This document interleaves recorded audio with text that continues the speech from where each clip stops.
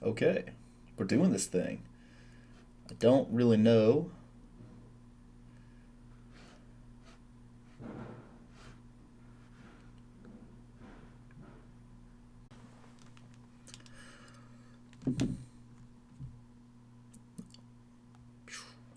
All right, so we're going to try to do this on YouTube Live. I'm Dr. Feigenbaum. I'm going to put this on IG as well. So here we go. All right, so we'll be taking questions from both the Instagrams and the YouTubes. So, hey, if you're joining me on Instagram, I'm Dr. Jordan Feigenbaum with Barbell Medicine. If you're on YouTube, thanks for tuning in, you guys. We'll take some questions. Hopefully, you guys can hear me on YouTube. I know you guys can hear me on Instagram. So we'll just start with the questions here, July 18th, 2018. All right, let's see. Josh is cool. 1313, greatest screen name today. You win initially. Um, Clarification about the tour dates. Alan announced in his latest videos, more specifically Seattle. Yeah, so I think Seattle's end of September. So it's on the our Eventbrite website. So check that out if you want to come hang out with us. I know we got a couple spots left there. Toronto's almost sold out. New York is sold out. That's in a week. Next weekend is New York, and then Toronto's in August, and then Seattle's in September. Yeah. All right. What did I do as a microbiologist? John Van de Vender. I worked for Vitex Systems. I was basically pouring plates and staining stuff all day. So, yeah. Drink RX coffee likes my shirt. I feel like Weekend at Bernie's in this thing, you know? Why is that shirt so sexy? It's Gant. Gant made this, so we're doing it. Let's see. Hey Doc, on the starting strength LP squatting 270 today, my legs are starting to not feel fully recovered every workout. Should I start the light day or just wait till it stalls? I probably would not pay attention to the soreness of your legs, mainly because it just doesn't matter. Yeah. So you're not fully recovering between workouts anyway, and your let's see, sensitivity or your ability to discern whether or not you are recovered is not accurate. Most importantly, if you're following a linear progression, is that each workout you attempt to go up the recommended increase, and then once that stops working, I would just switch programs. I don't see a point in doing a light day for most folks. Yep. Who designed the Barbell Medicine intro and logo? Well, I did the intro, and the logo. The new logo is from Andrea Horowitz. She made the new logo. So I'm trying to figure out how to do this. I was really just testing the YouTube thing, but we'll do it. So let's see. Any plans to come to Australia again? Yeah, we're gonna do that. Hopefully your summer, our winter. All right. Jordan from Down Under, speaking of Australia, reversing osteoporosis in a 54-year-old female, question mark. Well, it's not really a question. Osteoporosis, for those who don't know, is a loss of bone mineral density, usually diagnosed as a certain amount below the reference point. Usually use what are called Z-scores by using DEXA scans to determine whether somebody has osteoporosis or osteopenia. As far as correction of that, can it be corrected? Sure. Yeah, we usually, the data, if you go look in the research data, you're not going to find much good stuff. And the problem is because most of the studies are of short duration. So, we expect a year and a half or so of actual like weight bearing training for it to reverse if it's going to do it. And unfortunately, that'd be a very, very expensive study. So, yeah. My 19-month-old son and I are watching you together. Hey, that's cool, Rusty. Nice. As a man of science, do you have any superstitious beliefs to share? I don't know. That's a great question. I'm not sure. Ugh, hang on. All right. I feel better now. Ideally, should the grip width for pendlay rows be the same as comp grip bench? Nah, it doesn't matter. Doesn't matter. All right, let's see. I should make this bigger so I can read it. All right. Why calves don't grow like every other muscle? They do. They do. However, the origin, insertion, and subsequently the length of the muscle itself contributes more to the muscle morphology, particularly how the thing looks. So, it's going to get bigger if you train it. How much bigger? Well, hard to say, Let's see. Suggested percentage for 5x5. Really, most volume work should probably fall between 70 to 80%. 5x5 is quite a bit of volume. It would be, I think, harder to say that it's productive when it's in that 77 to 80% range. So, 70 to 77, depending on the person, is probably a good range, and even maybe a little too narrow to speak in generalities. Yeah, so let's see. Hey, Jordan, should it be more difficult for a taller guy to squat 6'2", 210 pounds? Not necessarily. Compared to a shorter guy, your range of motion is going to be a little longer, but your muscle insertions may be better. You may be more responsive to training. You probably just need to weigh more, is from a strength sport perspective. Peter McDade asks, is the Olympic press hip thrust technique cheating? Well, no, because it's allowed by the rules. All sports are just arbitrary, right? So we don't get to make the rules up after the fact. So, yeah. All right, we'll go back here to the Instagrams. Are dietary fats less important for people using exogenous testosterone? Not at all. So dietary fats, there are some that are essential, meaning that you need to take them in on a daily basis. There's no bearing on which ones are essential or non-essential if you're taking testosterone. So, any standout research papers you like for resistance training or pain science? Yes. I don't have my repository on hand. It's on my desktop. I suppose I could look it up and just thumb through them. But I think the two best resources, if I had to pick one for each, well, these aren't even the best ones, but these are good ones. So the Lift More trial is really good. I would check that out for the old resistance training. It's pretty good. It's got a lot of spin-off data sets, spin-off studies. And then Pain Science Supercharged is a great book for pain science. What is your opinion on greasing the groove for chin-ups? Michael Chung asks. I think that's probably not terribly useful, and here's why. Chin-ups are not terribly technique dependent. Compared to a power clean or a snatch or something like that, or even a press, like Olympic press, the skill requirements are not terribly high. So practice doesn't necessarily have this huge ROI. The other thing is that if you're trying to get really good at chin-ups, sure, practicing them more will help. And if you're trying to recover faster from chin-ups, sure, doing them more will help. But most of the time, people are doing chin-ups just as a accessory exercise to build some upper back muscle and back strength and develop skills. And so I don't think that greasing the groove is really useful for that too much anyway. All right, School Bowl. What are some good calisthenics exercises if I'm too broke to afford a gym membership? Squats, push-ups, pull-ups, any sort of gymnastics movement. That being said, in most major cities, you can find a gym membership for less than $20 a month. So I don't really buy that. Yeah.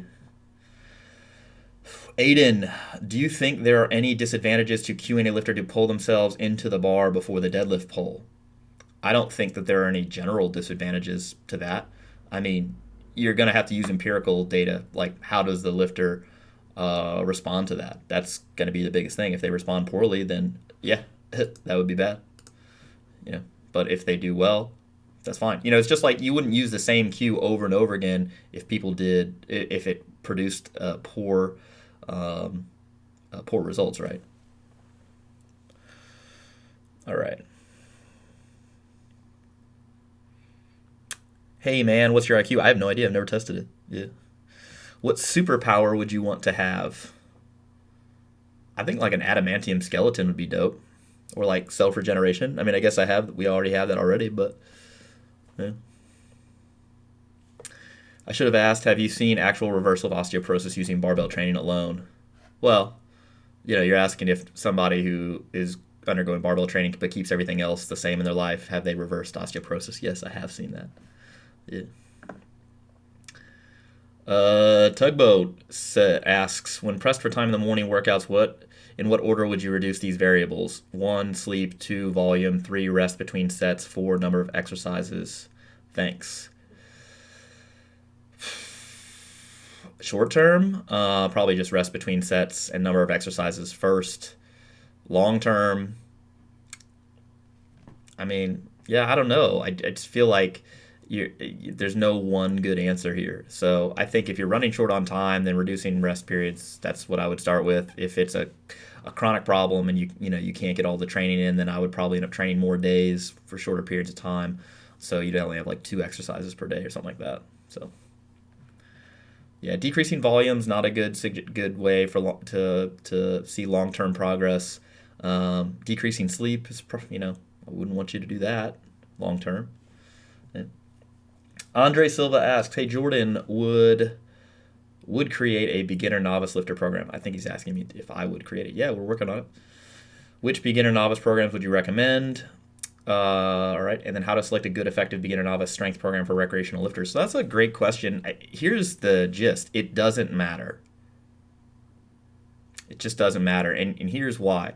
Your novice phase is 3 months of your life if you're average, 12 weeks.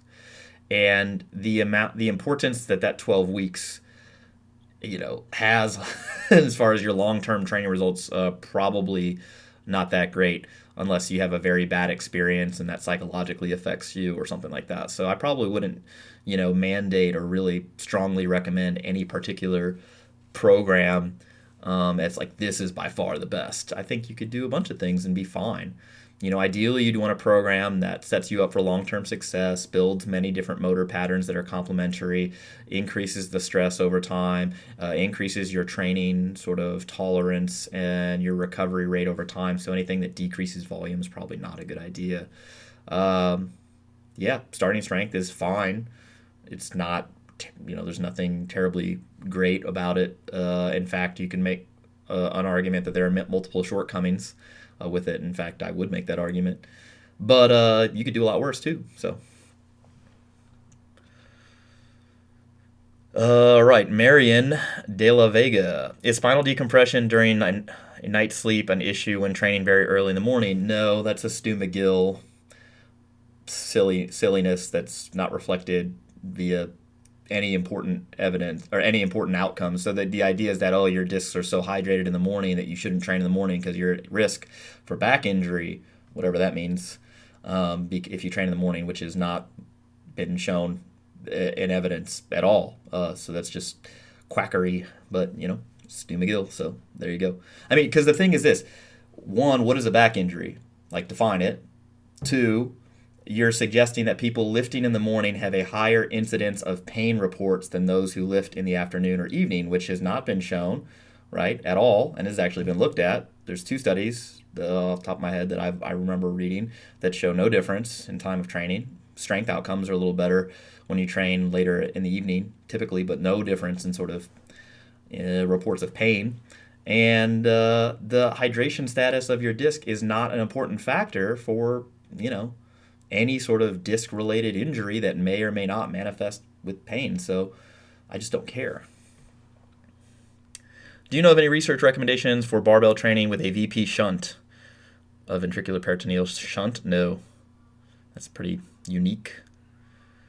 Carnivore Nicholas says, hey, any recommendations for asthmatic lifters? By the end of tempo squats, I have a hard time getting air in. Well, if you have asthma that's, worsened by exercise, you should talk to your doctor to see if you need to use a nebulizer prior to training for exercise-induced asthma. But if you have asthma that's well controlled, then, you don't do anything about that. Tempo squats for higher repetitions are hard due to the fatigue, which is why they're ultimately useful. So I don't know if that's a unique experience. Tesla Rifle.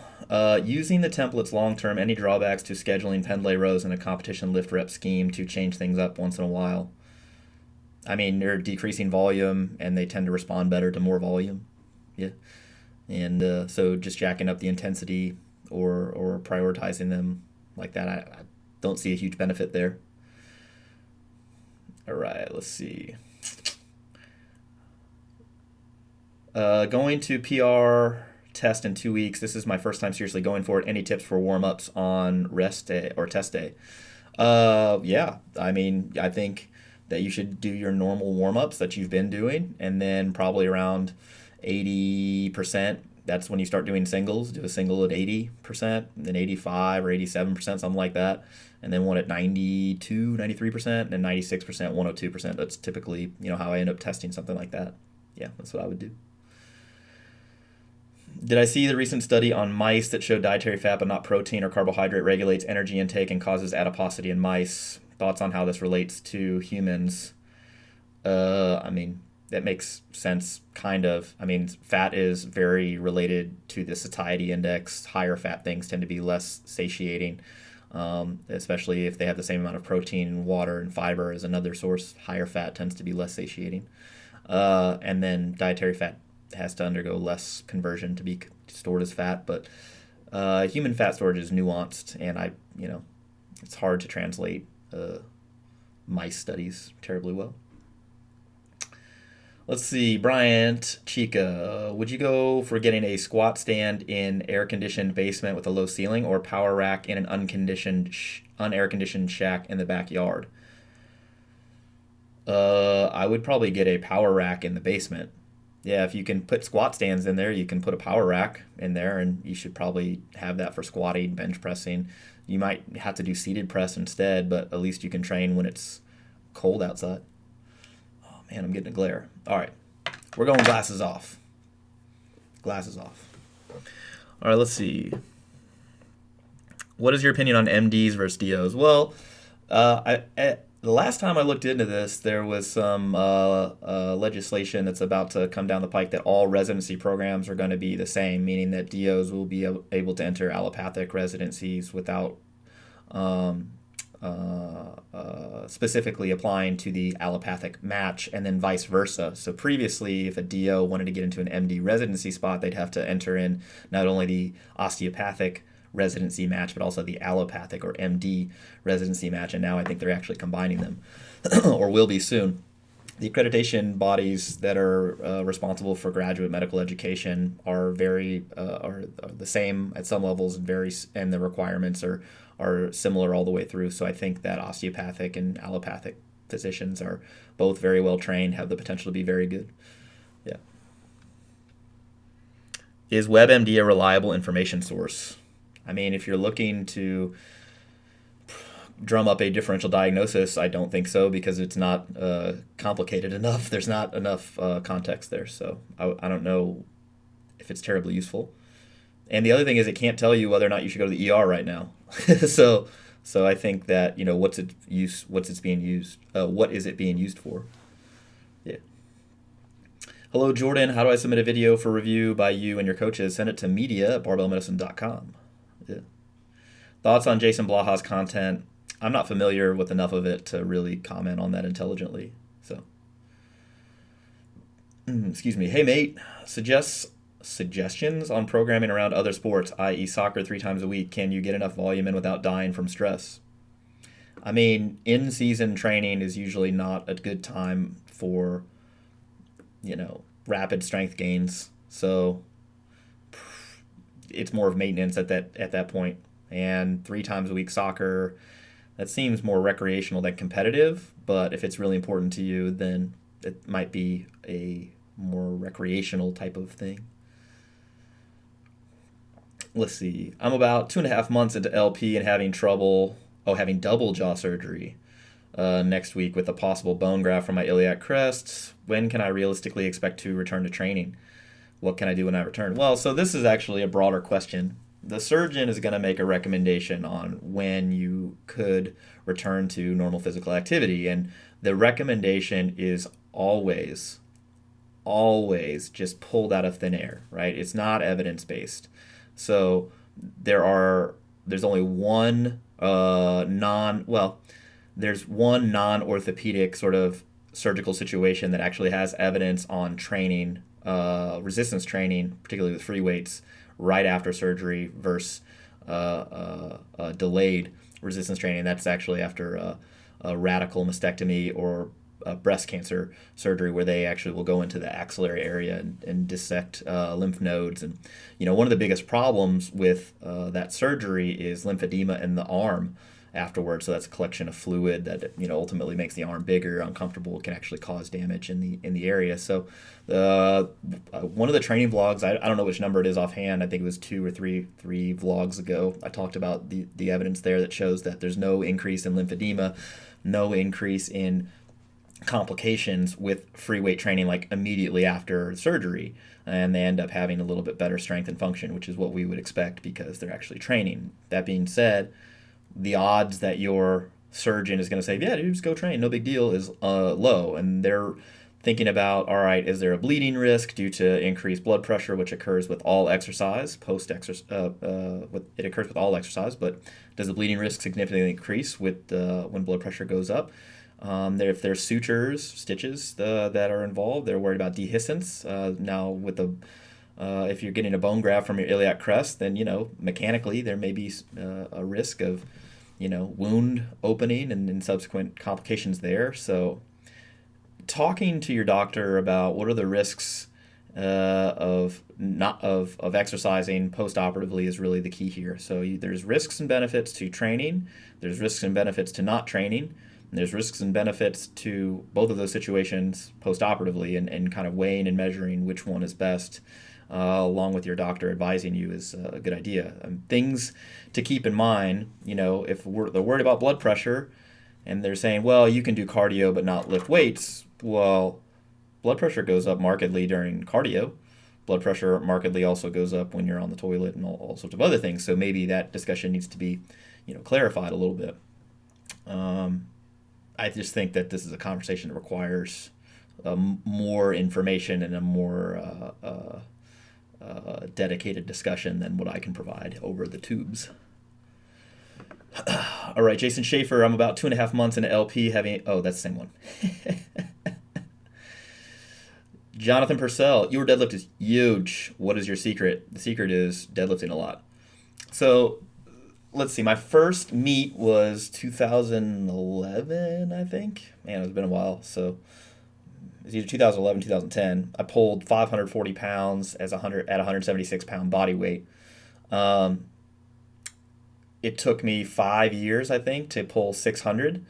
And I did a lot of things wrong. I ran 531, I ran Texas method, I did a bunch of stuff under the assumption that more deadlifting is something I couldn't recover from. And that's still going around these days. Like, no, deadlifts are uniquely difficult to recover from. They stress, your CNS or, other stuff that's just not really well described. And so when you start asking for a clarification, people kind of get angry and they say, well, this is just the way it's done. And I think you have the right to question that stuff. So I learned that more volume and more exposure to my deadlift made it go up. So I was doing 5x5s from a deficit. I think the highest I ever got there was like 525 for 5 sets of 5 from a 2-inch deficit, plus pulling 2 more times during the week. I pulled 600 shortly after increasing the volume, and then a year and a half later I pulled 700, and then ultimately at a meet, about 14 months after I first pulled 600, I pulled 725.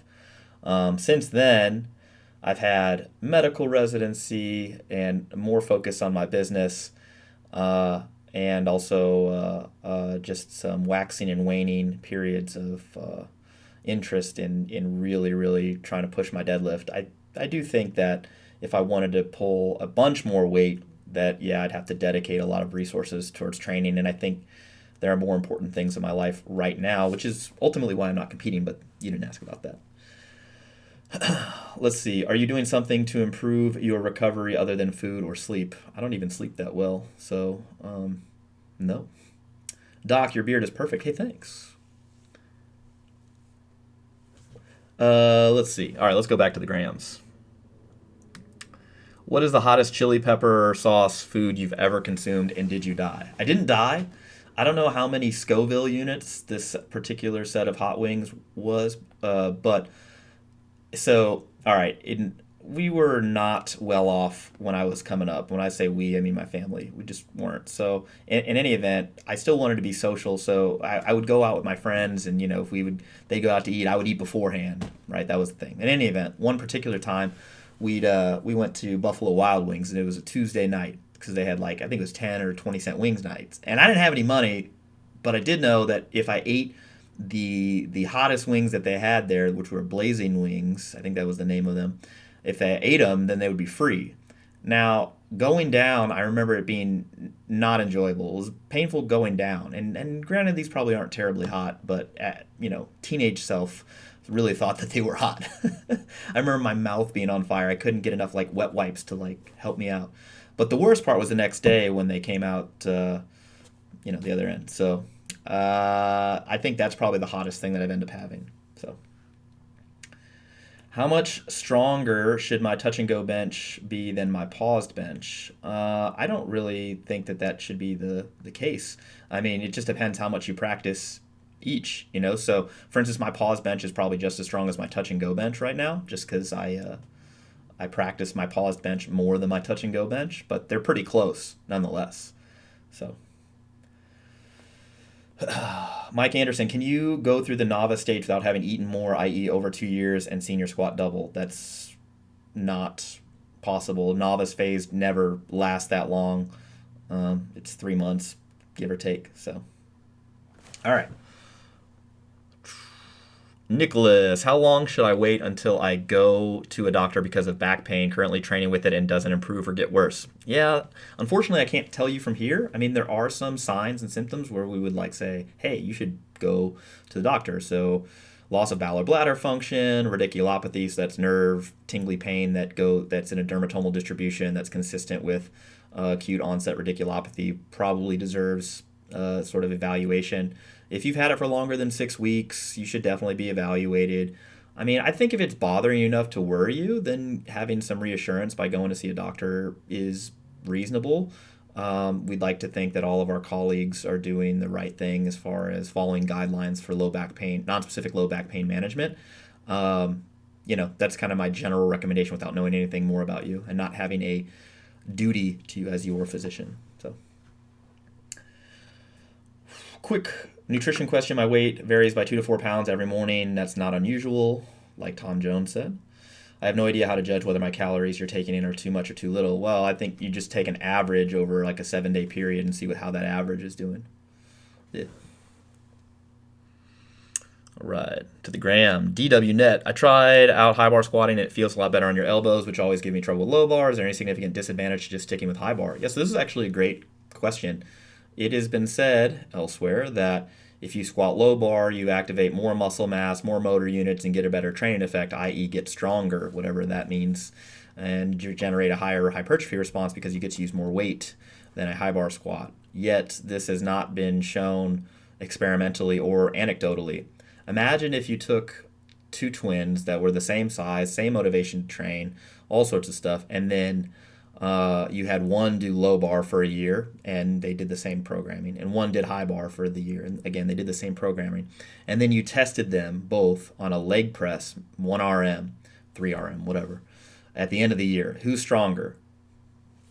No one knows, right? Because strength is specific. So strength is the display of force production in a given context, and so the argument that the low bar squat is better because you can load heavier weights on the bar, that's irrelevant. The range of motion on high bar squats a little higher. People will say, well, you use more of your back musculature in a low back or in a low bar squat, but that hasn't been shown. We see very similar EMG activities of the back in both cases. Same thing with the hamstrings.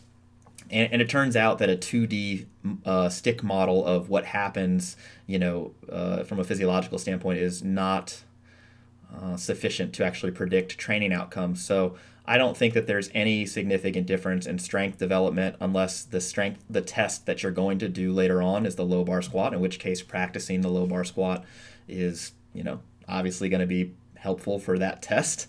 And then for hypertrophy, I know for a fact that it doesn't matter at all. In fact, what matters most is that you pick a squat style that is repeatable, has a high range of motion, and that you can train consistently with a high enough volume to drive hypertrophy. So the advantages of the low bar back squat over the high bar back squat assume that one can train the low bar back squat with great frequency and volumes and intensities without any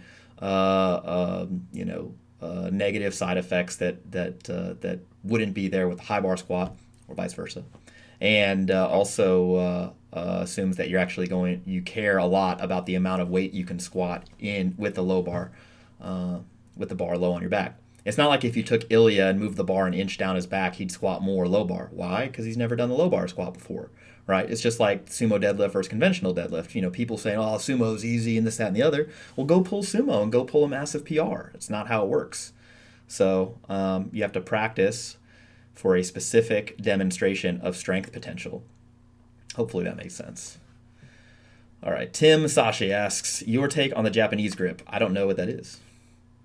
There you go. Kobe, what are your goals for the next few remaining months of the year? I'd really just like to press 300 before the end of the year. Yeah, that's kind of the only real thing that I'd like to do from a training standpoint. Your opinion on relative intensity. That it's a value that is important. Like that's like say, your opinion on training volume. It's important. Yeah. Jordan, do you think someone who closely follows your podcast and articles could potentially arrive at a knowledge base where they could productively program for themselves? Yeah. I think it's how productively we're talking. I know how to program, and I don't program for myself. Austin knows how to program, and it's highly likely that going into Raw Nationals, he'll probably, tap me to kind of guide the ship, because it's hard to be super objective about your own sort of training, and do the right thing. So, yeah. All right, go back to the gram. What muscles should I work out to get rid of resting bitch face? I think if you really focus on your zygomaticus major and minor, also maybe your risorius, you probably will smile a little more. I always thought that if you put filler like right into the risorius or zygomaticus, like insertion, that you'd have this maybe like ironic smile all the time. I think I forget which disease state. It's some infectious disease you can get where it looks like you're smiling all the time even though you're in a bunch of pain. So, all right, let's see. My RP diet template had me eating 80 grams of fiber per day. That seems high. I was told to trust the process. When I mentioned this was giving me GI distress, would you agree that that amount of fiber is excessive? I would absolutely agree with that. It seems like a calculation error. Any tips on fear of adding weight to the barbell, in particular the bench press? I'd want to know why. If you have a spotter and you're in a safety rack, we'd probably address that. Is there a chin-up program you would recommend for someone looking to do 20 reps in one set, currently able to do 8 reps in one set? I don't have a chin-up program specifically set up to do that. I think the best way is going to be accumulating volume in some maximal sets, and then maybe once a week kind of test, or once every 2 weeks kind of test, where you're really trying to go for a max effort sort of number of pull-ups, so you can kind of train that ability. Yeah. Let's see. What do you do if you have scoliosis and get back pain from uneven hip drive on one side of the low back? That's probably not due to scoliosis. Everybody's asymmetrical. I would have to look at your squat to see if there's any mechanical reason for you to have issues, but it's more likely that there's something else going on as far as a fatigue and previous training standpoint. Yeah. All right. Thanks for writing Training in the Dark. Oh, yeah, it's over on the barbellmedicine.com website. Schedule an appointment with a medical professional for depression. Are you familiar with any useful resources on depression for the layperson going through it? Yeah, it just depends what you want to read. I think that going and looking up medications and signs and symptoms of depression, I don't know if that's terribly useful from a layperson just before they go and see a professional. So you can just ask that stuff in the office. Especially if you're going to see a psychiatrist and hopefully also a psychologist at some point, for if you need any, CBT or talk therapy or behavioral modifications. I think A really good book that I read was called The Noonday Demon. Noonday Demon. It's either Noonday Demon or The Noonday Demon. I forget. That was written by a psychiatrist and is actually a really good read about his experience with depression, and then also has a bunch of clinical stuff in there as well. So, let's see. What do you do about pain? Kevin asks. What do you do about pain you notice when not training? Going to a range of motion and volume that doesn't hurt works during training, but what if pain is outside of training, like bending over, etc.? I think a lot of that's fear-based, so you might have to come up with other strategies for moving, and then really not think about the fact that you may have pain, because if you're hypervigilant about something, you may notice it. So that being said, we're humans and things are going to ache sometimes, and maybe it's not important. Yeah. Constantine has a check mark after his name. That means he's important. Starting the bridge next week, one thing that got me confused is the progression. The weight should go up in terms of estimated 1 RM each week. If you can, sure. Yeah. The RPE should be the same, or whatever's prescribed, yeah. Doug Auerbach, not to be confused with Auerbach, the Auerbach's plexus in the GI tract. Press warm-ups, same rep set scheme as bench press warm-ups? Yes. I've been told that fewer warm-ups are better with press due to presumably the idea that the shoulders have less capacity in a session. A citation desperately needed. I mean, just think about it. If you're using your shoulders very frequently, right, in all sorts of exercises, that means that they're more tolerant to fatigue. That means that it takes them more work to get fatigued than something that you don't train very often. So, citation desperately needed there. All right. What's the maximum times you'd recommend running the hypertrophy program in a row? I mean, if you're getting good results, there's no maximum, but 2 or 3 times is probably max before I'd switch to something. Yeah. All right, let's see. Hey, Doc, taking creatine to see if I'm a responder or not. What do I look for to see if I'm a responder? You won't be able to tell really, without a muscle biopsy. But so you have a 2/3 chance of being either a responder or a intermediate responder. So those pretty good odds considering the cost and the risk, which is effectively nil.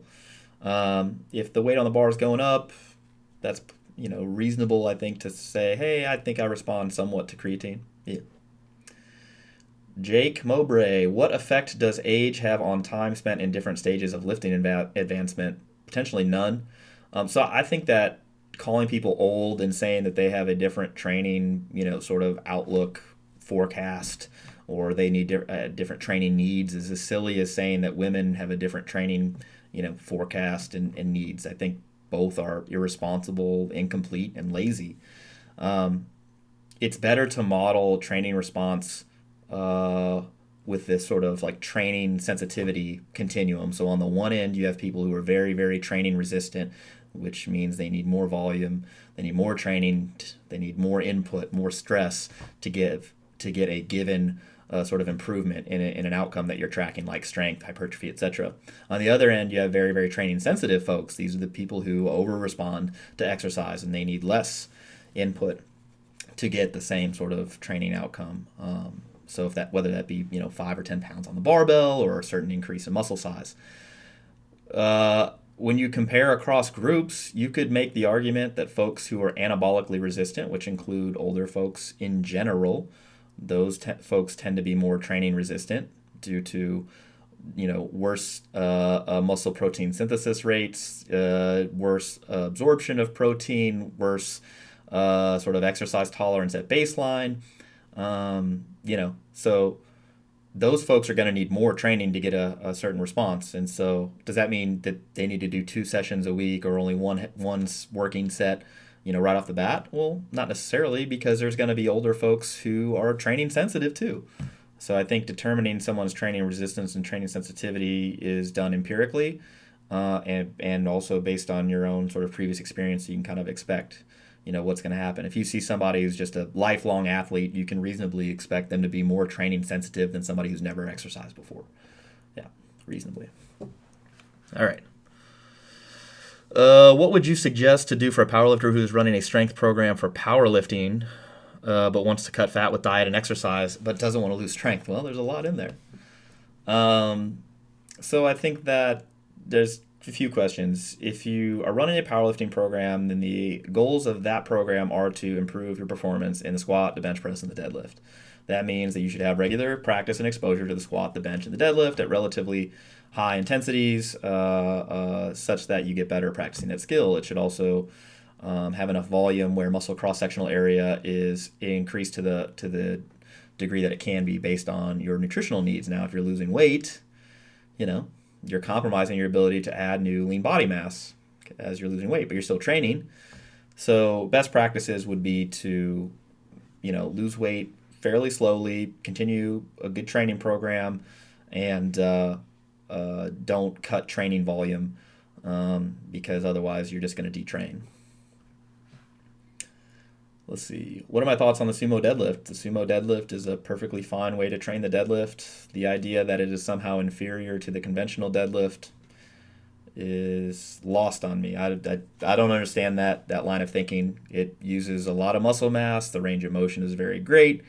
The advantages of pulling conventional over sumo, you'd have to start going down the rabbit hole there. I mean, doing the conventional deadlift over the sumo deadlift makes you better at doing the conventional deadlift. All right. Cool.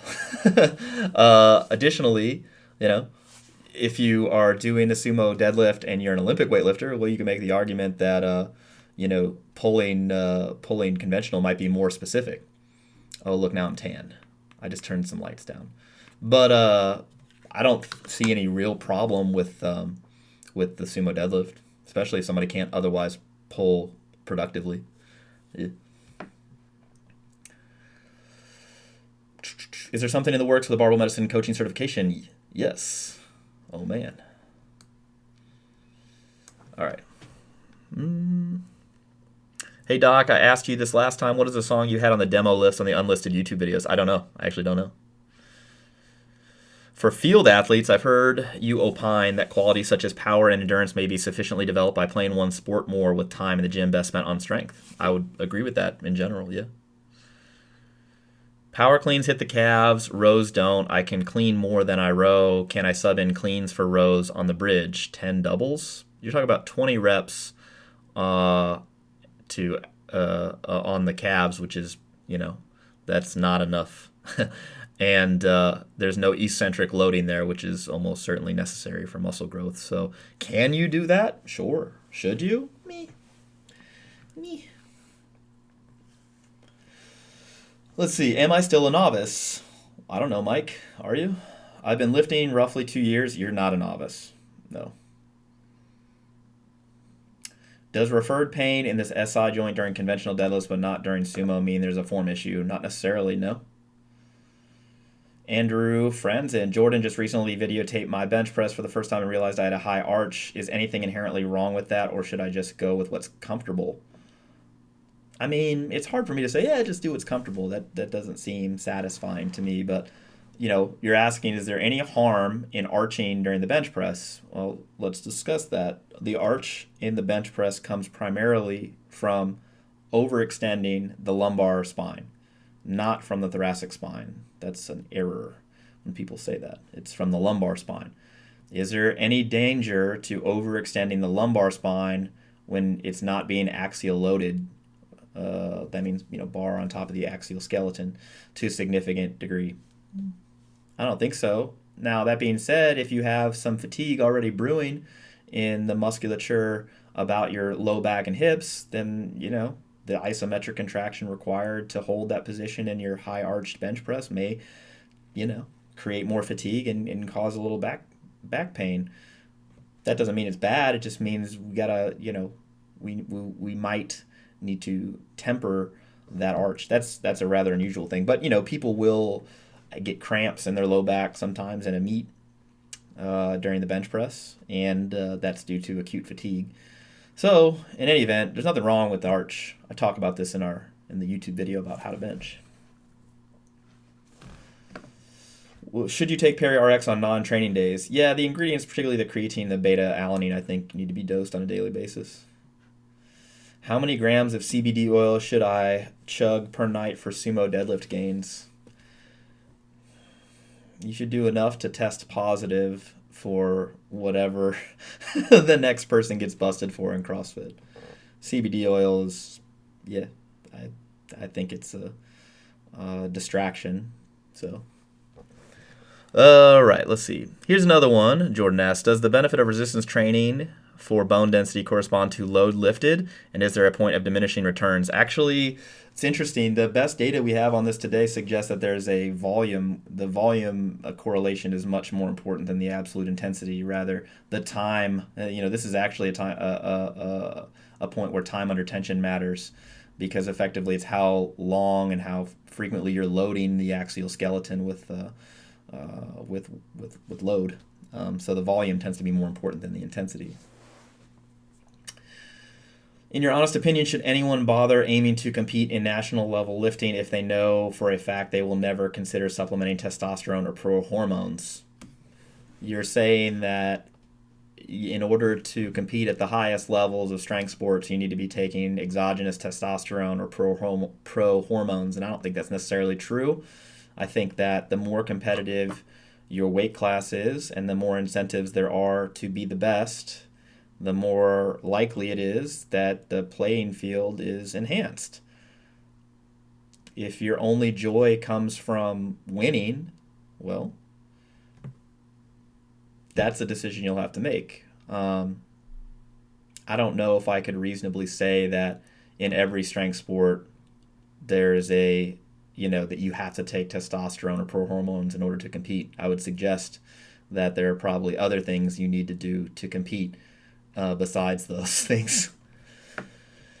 All right, let's see. Hey Doc, I'm about to study physiotherapy. I love your work and your approach to health outcomes utilizing training. How much exposure have you had to the world of physio? A lot. And how do you rate it? If you put me in a room with 1,000 physical therapists, 2 or 3 of them I may agree with their management on most cases. So I do not think that the skill set that you acquire going through physical therapy school and just ticking all the boxes that are required to graduate and get your licensure prepare you to adequately practice what a good physical therapist should be doing. It certainly doesn't prepare you for strength and conditioning. I don't know.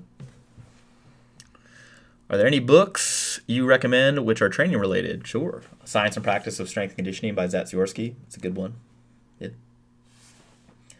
Any tips for getting adequate sleep or being able to still have a good training session with lack of sleep? Extra caffeine before a training session seems to be of minor benefit. I mean, I trained for a long time without getting very good sleep. So, I don't know. I think you still have to train and just not worry about it. I mean, the total stress of a session is probably more important than the absolute performance of the session, Why does this rationale not extend to strength, in that sufficient strength could be developed simply through playing one's sport more? Yeah, so the problem is that in order to generate enough force production to get better at your sport, it's limited by the amount of loading and the amount of sort of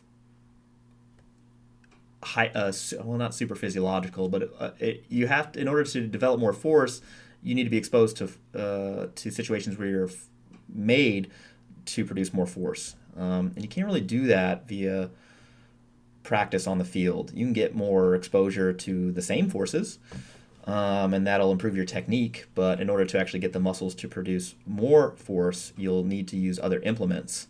Just like if you wanted to improve your conditioning because it was not really responsive to just practicing the sport, you would have to do additional conditioning. That just seems to be a smaller group of people. And then the skill thing you can't develop by not playing the sport. So,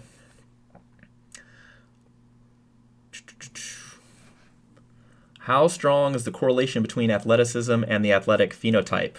Watching the Football World Cup, I've noticed that there are always a couple of guys who have it less than you expect. I think we'd have to define those things. I don't really know.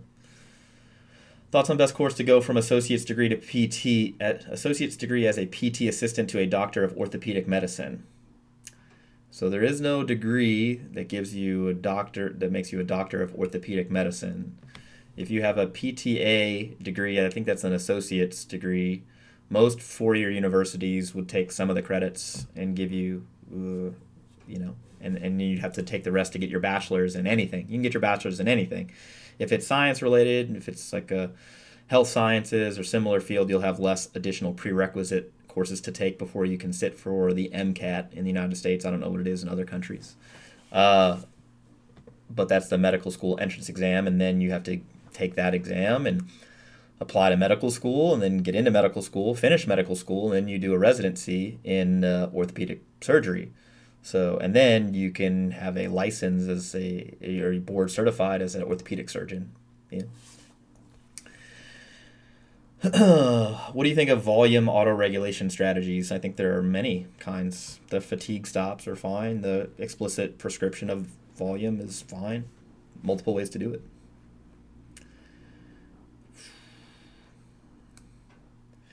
Hey Jordan, love the streams and the hard work you guys do. Other than hypertrophy gains, how can I better explain the benefits of higher training volumes to people? It's not just hypertrophy, it's strength gains, it's every health outcome that's tied to resistance training.